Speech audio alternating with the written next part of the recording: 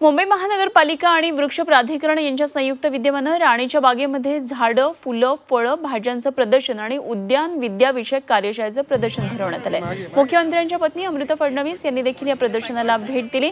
वातावरणातलं carbon डायऑक्साईडचं वाढलेलं प्रमाण कमी करून ऑक्सिजनचं प्रमाण वाढवण्यासाठी बृहन्मुंबई महानगरपालिका मोकळ्या भूखंडावर मोठ्या प्रमाणामध्ये उद्यानांची निर्मितीवर भर देतं।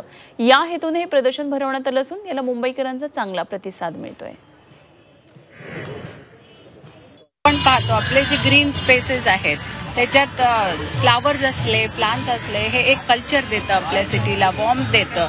तर ही खूप चांगली गोष्ट आहे की इथे त्यांनी हे एक्झिबिशन भरून आणलेलं आहे। इंटरनॅशनल लेवलचं दिसून येत आहे, आपल्या माळ्यांनीच हे केलेलं आहे। हे खूप चांगली गोष्ट आहे आणि लोक पण छान प्रतिसाद देत आहेत। मला वाटतं हे खूप चांगला एक इनिशिएटिव्ह आहे।